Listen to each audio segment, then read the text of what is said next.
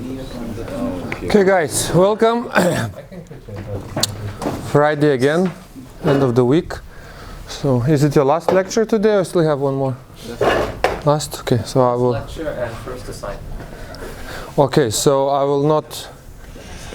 It will not be difficult today. I think today is one of the easiest lectures. Are we still behind? Or have we caught up? I don't know. If I will not be able to, give everything in time, I'll simply put some YouTube videos and then you will watch it at home. But I hope I will give all I wanted, the main things, and then I will invite you to subscribe to ID2211 for the fall if you want to hear more, because then I'll probably spill over the remainings there. But the interesting part I hope we'll finish in this course. Okay, so let's remind ourselves what we did last time. We sort of captured the essence of PageRank, and not only that now you know how the actual formula looks like, and maybe some of you already knew it before, but maybe now, after last lecture, you know why it is like this and why you need teleportation, what does it mean, the big or small beta, under which conditions you will converge or not. So, and besides that, you also figured out that PageRank is, a class of effects that happens when you do random walks on graphs. And another way to look at the PageRank vector or PageRank values is actually from the linear algebra perspective, is looking at the principal eigenvector of the transition matrix M. And then we also discussed that there are other matrices associated with graphs, like graph Laplacian, and of course adjacency matrix that we knew before. And also looking from linear algebra can reveal many interesting things about the graph that made those matrices. And then we said that these interesting things can be captured by looking at graph spectra when you extract from these matrices the eigenvalues and associated eigenvectors. And we also discussed how to start interpreting these eigenvalues, and then one of the cool things you can do is look at the eigengap. If you order the eigenvalues from the biggest to smallest or smallest to biggest, depending on which matrix you look at, the gap between these dominant eigenvalues would tell us whether the graph is very well connected or not, whether it will be a good expander or not, meaning that whether it will have a good convergence of random walk, and therefore all our algorithms, whether they will converge fast or not. And that is basically captured by this eigengap. And we also knew that if the gap is non-existent, that means the graph is maybe disconnected.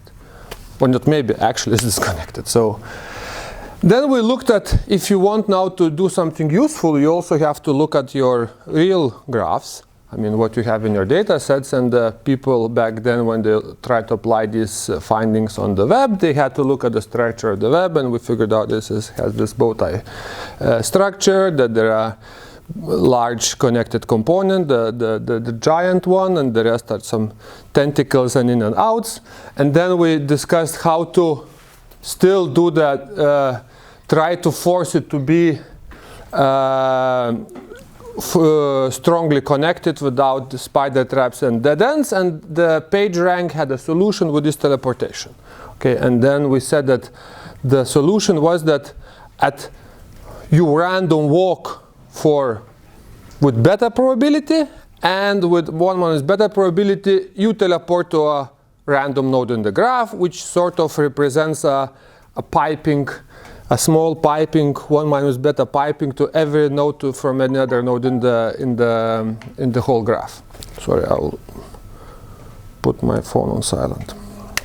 So, and then we looked at the very last part, that sometimes if you want to be or to discover ranking or the centrality of some nodes within a specific subset of nodes that that belong to sports or politics or whatnot, you can do or exploit this teleportation feature to enhance your ranking for that specific domain by teleporting not anywhere in the world, but to a specific subset that you somehow handpick. And that's what we call the topic-specific PageRank. So basically, we bias this teleportation of random walk to this relevant set of nodes, and then we basically have this the underlying this green piping now suddenly has more fat pipes to this to the selected set of nodes, and that gives us a bit of different ranking, which represents more the goodness or the centrality of the nodes within these subsets. Now, this is actually quite, becomes useful even for other things, and now I want you to start looking from a bit other perspective because so far we just wanted to say centrality. In effect, what we did up to now, we just tried to find the most important nodes in one or the other way, and PageRank was one of them. But now tell me one thing: how close is node 1 and 4 in this graph? Just, what would you say? 2. 2, okay, that's a good guess, because I guess you said it's from 1 to 4, it's 2 hops away. So you could say that, 1 and 4 is 2 distance away. Now, distance is something vague, but okay, fine. And then 1 and 7? 2, yeah, so it's also because it's 2 hops away. But when you look at this big picture, somehow something is not right. It seems to me that 1 and 4 are somehow closer than 1 and 7. And now if you think about from some kind of even different perspective, say if you want to predict a link, let's say whether a friendship would appear, say it's a social network, maybe this is a, I don't know, KTH Central Campus and Shista, or whatever you discuss, you can think of. This is the friendships. Where do you think the next link would appear with higher probability, between 1 and 4 or 1 and 7? Maybe 1 and 4, because it seems that they have more friends in common. Maybe they're in a more tightly connected group, while this guy maybe just by accident got connected. So if you want now to transfer this distance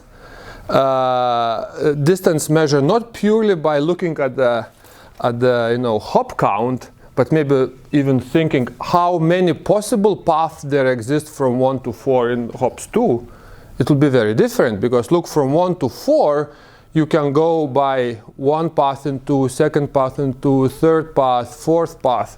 I mean, there are many ways in 2 hops to reach from 1 to 4, while in 2 hops to reach 7 is only through 5. That's all. Now,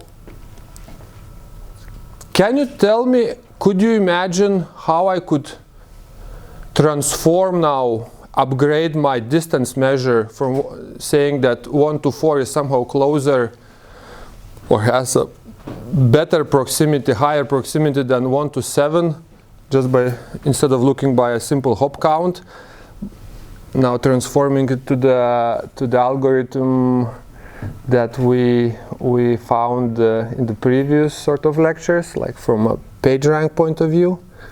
Would anyone guess? So from all the 2 length paths starting with 1, we can calculate the fractions that leads to 4 and 7 and weight by that. Yeah, so somehow you would like to take into account in how many ways you could reach. Yeah, and divide that by all the 2 length paths. Yeah. So now, what if you would say the following: I would like to random walk from 1 to 4, and I would like to random walk several times and see in how many cases I hit 4 and how many cases I hit 7. That could probably be somehow proportional to what you say, because random walker, if you say send many random walkers from 1 with a very short time to live, and then measure where they end up.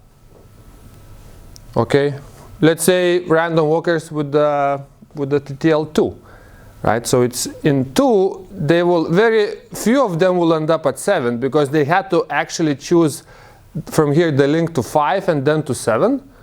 But in order for them to end up at 4, they could have chosen many different paths. Okay. So one of the ways now, you could say, to measure the proximity would be from node 1 to send out a number of random walkers with some rather small TTL. And if the TTL is small, it would not have time to mix. Because remember, if TTL is large, it would mix completely, and the probability that we'll find a random walker anywhere in the network will be proportional to the node degree. Yes, because this is a bidirectional network, so we discussed before, the random walker will eventually converge to the station distribution, and you will find this random walker with probability proportional to the degree. But if we have a TTL very short, which is shorter than the mixing time, so we assume that the eigengap is very small in this graph, and it is indeed, because you see this is quite disconnected. I mean, there's only one connection. So if you now put the graph spectra, so the two dominant eigenvalues will be very close to each other.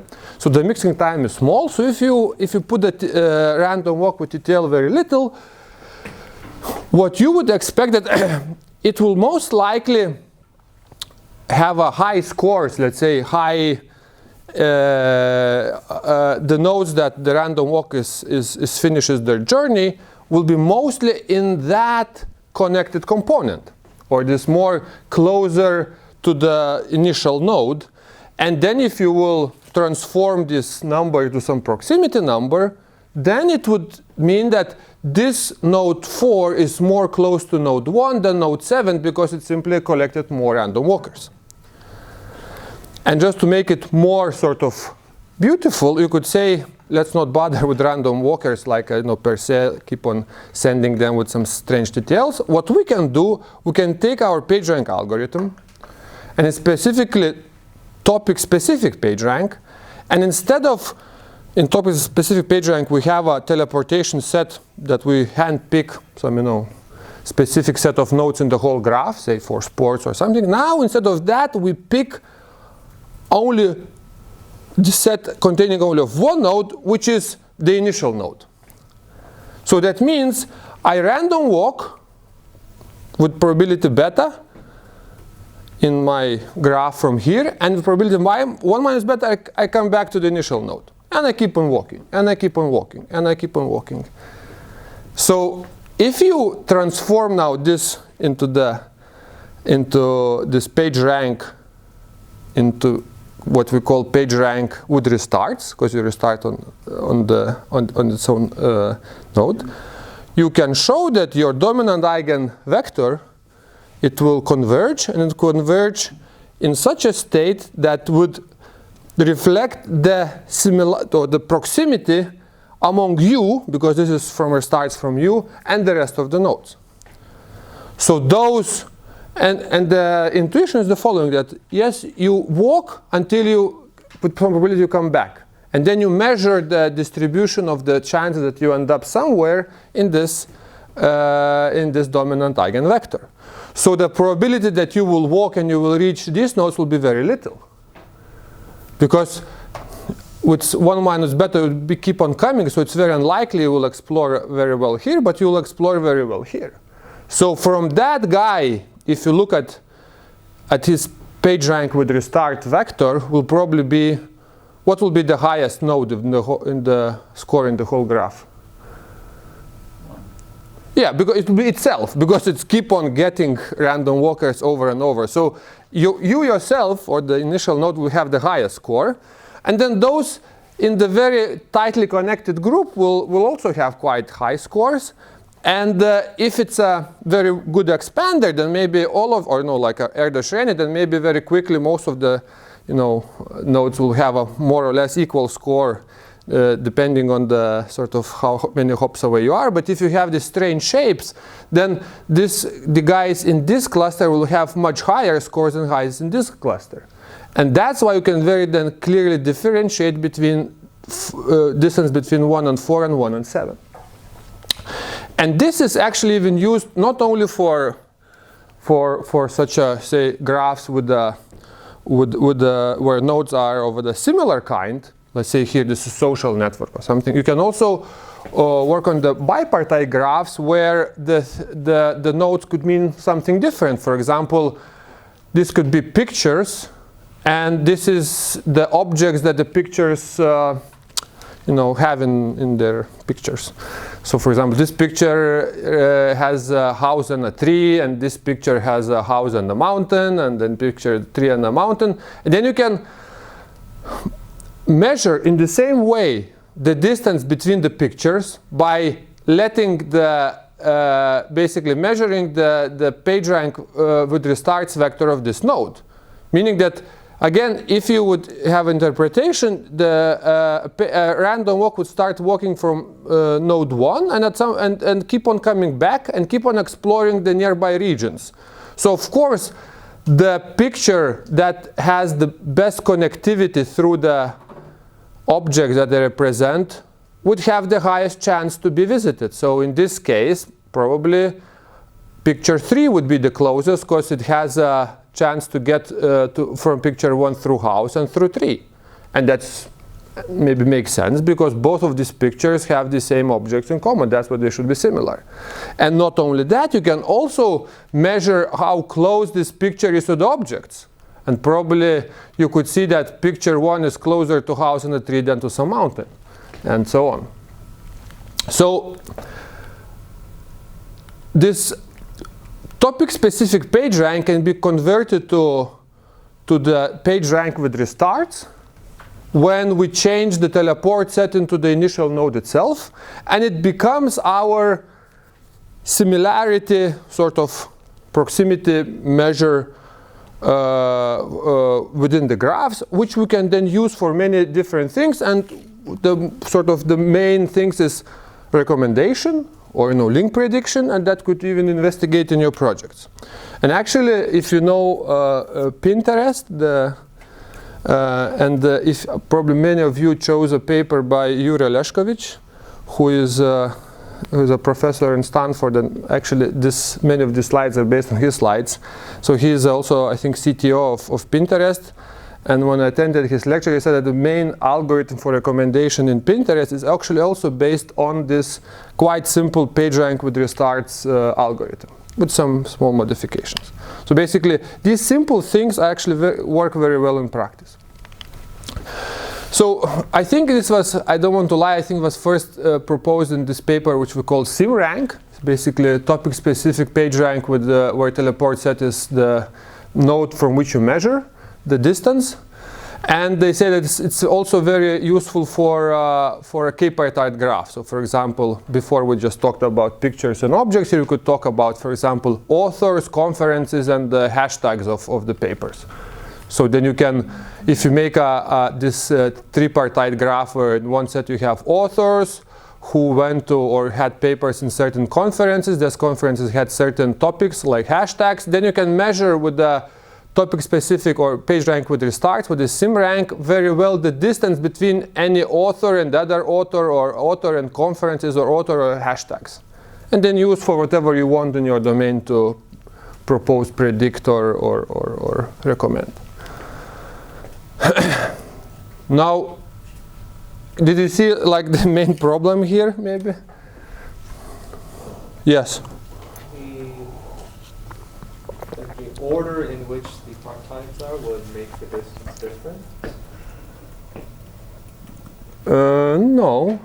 So, again, remember that this PageRank with restarts would transform the graph, meaning that every node now will start having a small pipe towards the initial node.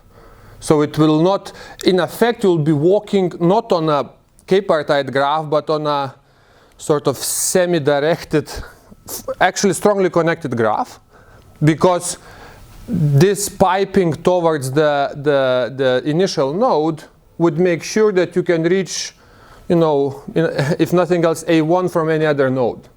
Okay, so and then it will, so the PageRank in a sense, what you don't want by multiplying your vector with this transition matrix that you extract, you should not have any leakage, or the sum of the weights in your, say, stochastic vector should not change. Because if it changes, it means something is leaking. That means you have to, you have some kind of dense spider traps or whatnot. You have to account for it. But if everyone goes back to the same guy, there is no leakage, and you can, measure something.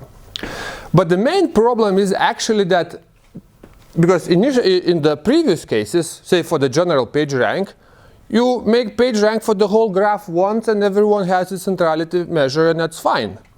Even for topic specific, you only have to do one page rank per topic, and maybe don't have that many topics. Maybe for I don't know, web you have 1,000 topics, but not 1 billion topics.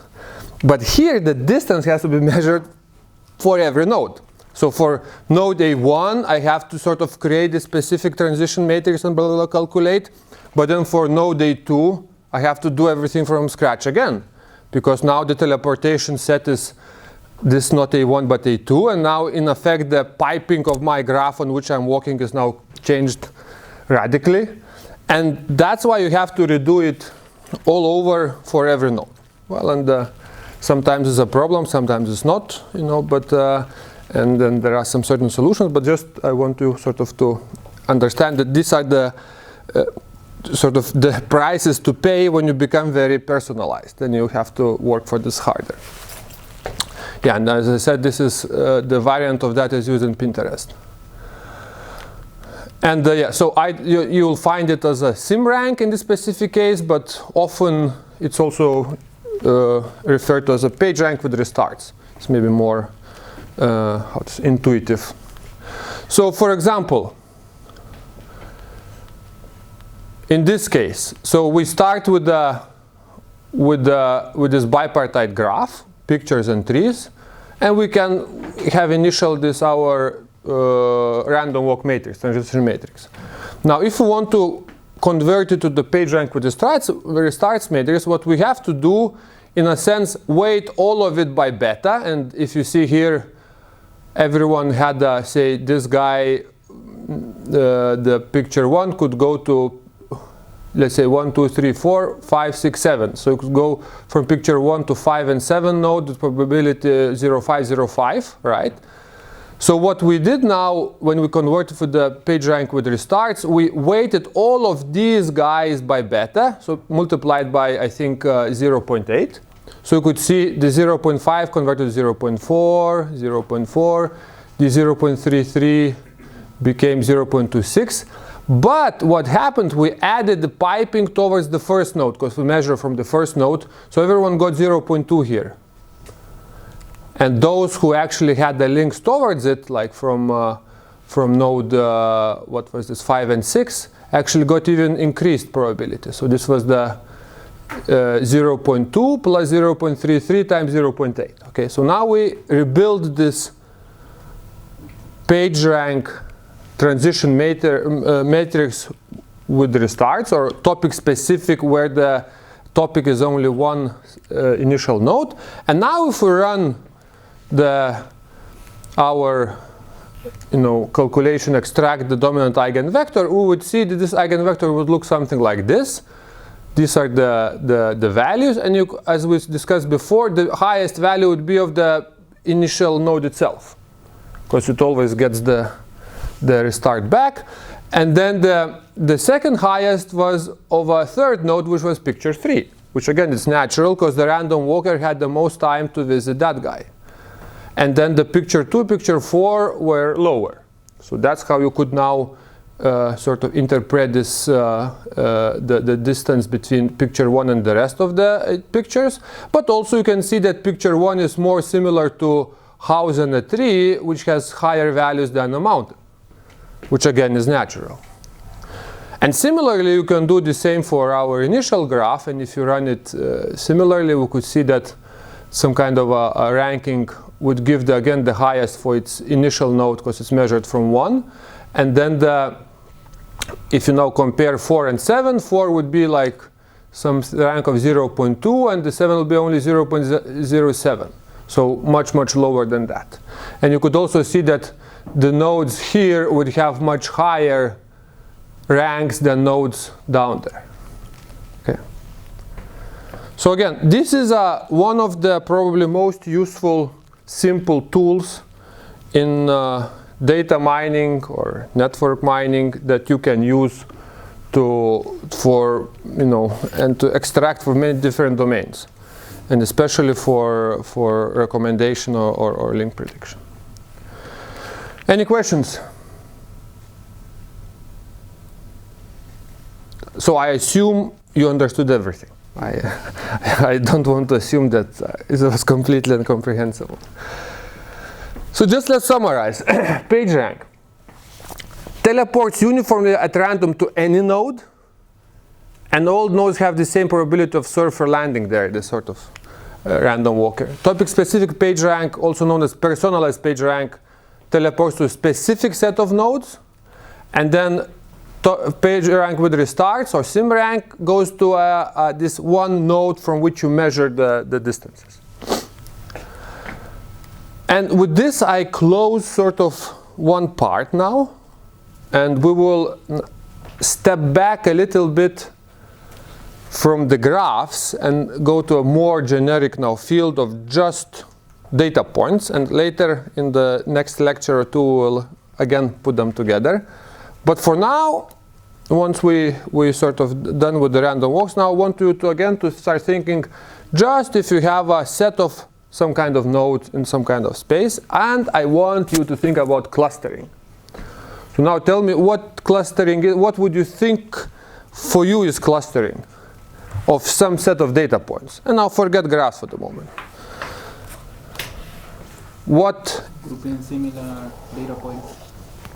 Yeah, so grouping, so one thing, grouping similar data points. So now let's accept grouping implies that we need to find groups, and similar also will now have some consequences.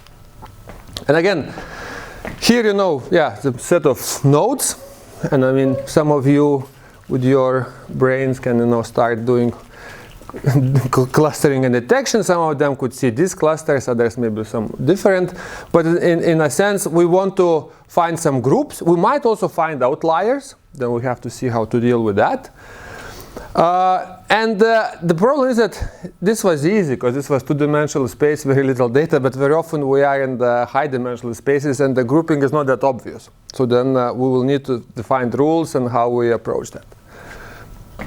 So in a way, again, a vague definition is a given set of points with a notion of distance, which is very important. Distance between points, we can measure any distance between any 2 points. Group the points into some number of clusters so that members of a cluster are very similar to each other, but not only that, that the members of different clusters are dissimilar. So somehow this will give us some kind of clusters. And very sadly, points are usually in high-dimensional space, so nothing becomes obvious there. And it's very often that distance measure also is not that clear. And if you just go for default measures, you might burn your fingers. So. And we'll discuss what kind of distance functions we have a bit later. So okay, so these are the straightforward examples. And here is easy, here is maybe not that easy. And this is some given, I don't even know from where I extracted that, but apparently this has ground truth. And you can see this ground truth, for example, shows that there are several different clusters, while my eyes say that maybe this should be one cluster. And then that might be the effect that everything is mapped on two-dimensional space, and maybe it was in 1,000 dimensions before. So that's another thing to take care of. Or we have to find in such a sort of similarity distance function such that we could actually discover these different components correctly. So it becomes not obvious very soon. And mostly the problem is that there is this curse of dimensionality, because in 2 dimensions everything looks straightforward, and you could the distance has a sort of very good meaning because you can separate very well, different points. But if you have 1,000 dimensions, the curse of dimensionality says that at some point, every sort of pair of nodes becomes of a very similar distance from each other. And then you have to see which maybe you have to reduce dimensionality and or maybe have certain dimensions that are more important than others. And I will, again, as in many cases I say, I will not discuss it right now in this course, but in the other course we actually have several lectures devoted on that and how to reduce dimensionality and extract the main sort of features from the data set rather than looking through all these thousands, tens of thousands of vectors and trying to compare them. But for now, let's say we have to live with this high dimensional space and we have to make some kind of use of it. And then use cases could be the following. Sometimes you know the number of clusters you want to cluster to. And for example, there is some kind of a use case where you have a radio telescope, it extracts some kind of a radiation signature in some 7 dimensions, and you know that you have to cluster into similar objects, and objects are given: galaxies, nearby stars, and quasars. So the K is given, you just go to your 7 dimensions and do something. Sometimes we don't know how many classes there are. For example, if you work with music, the titles. You can see, there is a romantic music and hard rock and the whatever, the jazz and whatnot. But some of them are overlapping, so it's not clear. So one way to look at it, we don't have a prejudice how many clusters there are. We will just look at the data, and the data could be what? How would you look at what would be the vector describing a song? Sorry? Yeah, so it could be 2 ways. It could be you could say you extract features like the band, maybe the length of the track, maybe some kind of even the signal, whether you have you can extract what kind of instruments even, or if you have access, you could forget about all of this and say, I'll just look who bought or who listened to it. If I'm Spotify or Amazon, I could see who bought or who listened. And then if I have a vector of all the users or listeners, and I see that this song is listened by you, and you, and another song also listened by you, and you, and maybe there are 5 other songs that listened among you. I have no idea what is the song about, but it looks, or these songs, but look at these 5 songs or 50 songs belong to the same group, because somehow these people tend to love it. Okay, so sometimes you even don't need to extract the band or understand what it means, and again, the clustering there helps us to find communities where we even didn't know maybe it existed. So yeah, and so that we can represent CDs like with a set of customers who bought it. And similarly, we can represent a set of customers by what they, I could then look at the customer and see who is that guy, and I could see what his age and where he lives and what his shoe number or something. That's one option. But also you could just forget about this and just look what he bought. And if he bought or listened to the same things as the others, and then I could say these guys somehow should belong together. Or this there is a group that represents something, and then I could, keep on advertising for them or predict friendships or suggest friendships and so on. So yeah, so it could be we take a music CD would be represented by a vector. Vector has every cell a user, and we have 0, 1 if you listened or not, or bought or not. And of course, if it is Amazon, then there will be tens of millions of users. So that would be a bit of a problem, but we solve it in future classes. And then the task would be find clusters of similar cities. And we can go on like we can do the same with documents. For example, we say if are these two documents close by, how do you do it? You see if the words that appear in the document, in between two documents are the same. And then again, what's our vector? Maybe our vector is all the words of the English language. And then we put ones where the vector word appeared and then zeros were not, and then we compare two vectors.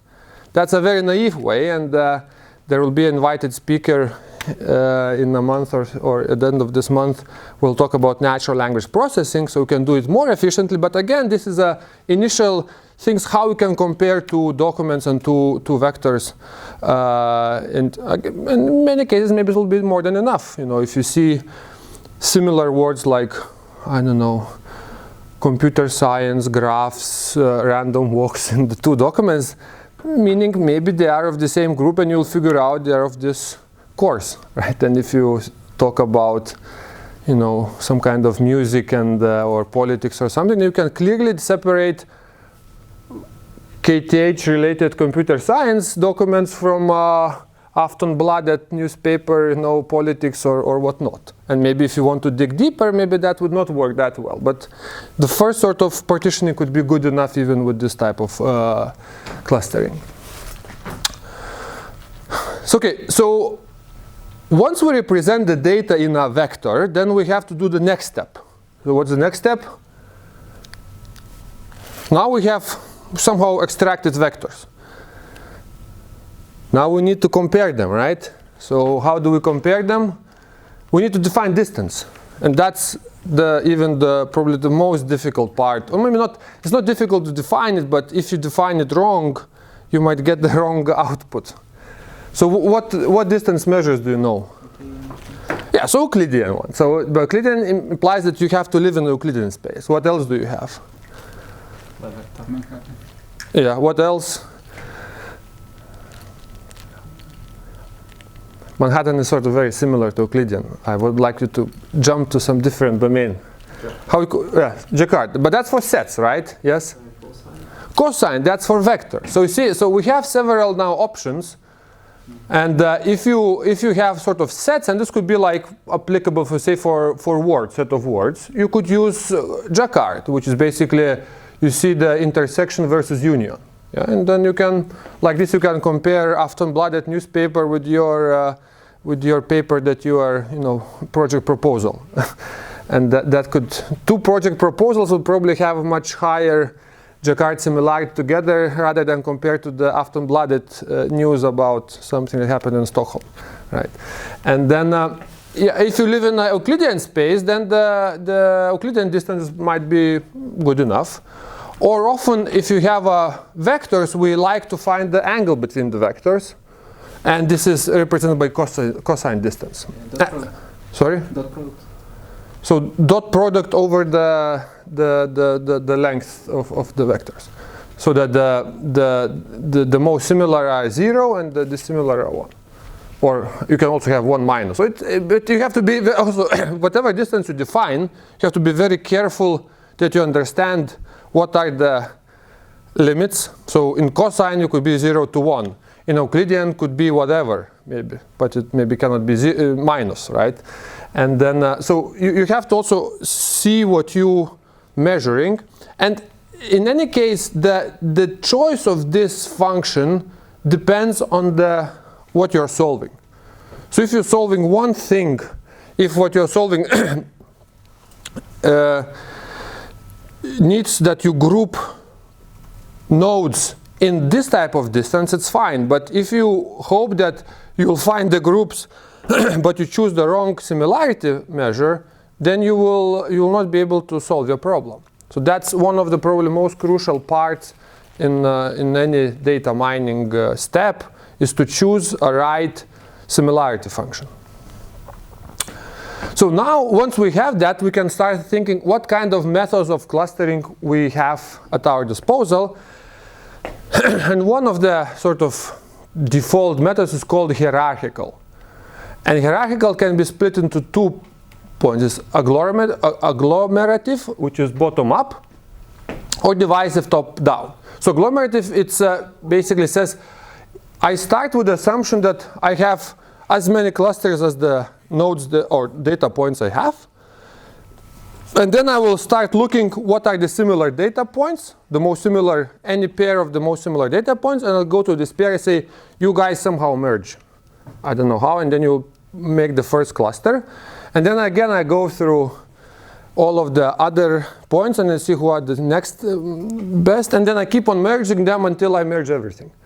And then at some point I will say, okay, I will look at from this perspective, and here I have 1, 2, 3, 4, 5, maybe 6, 7 clusters.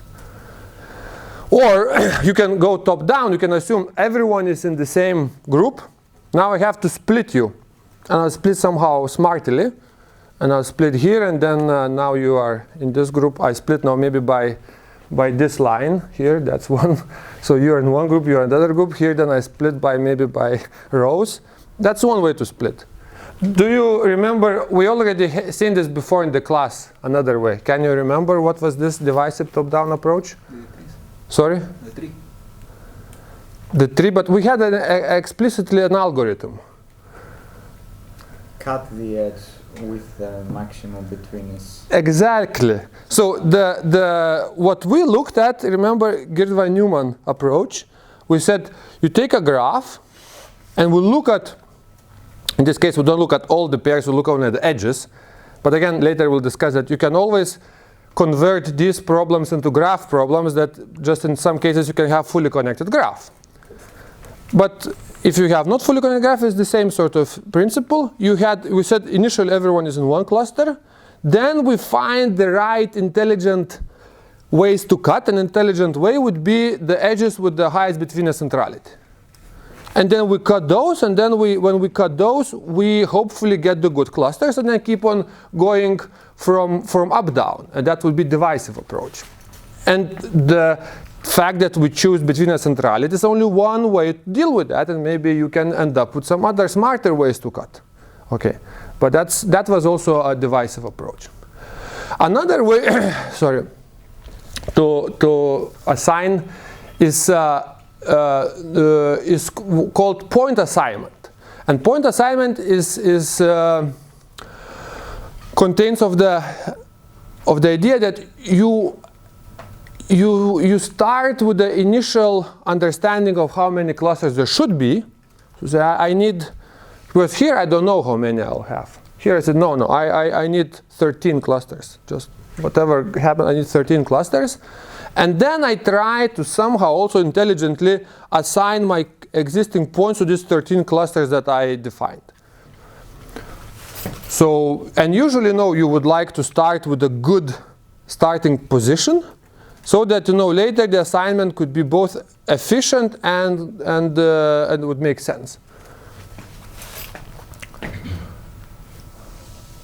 Shall we take 10 minutes break then before, because I can then go through hierarchical and another clusterings. But 10 minutes, okay? Because I'm afraid I will not finish everything again today.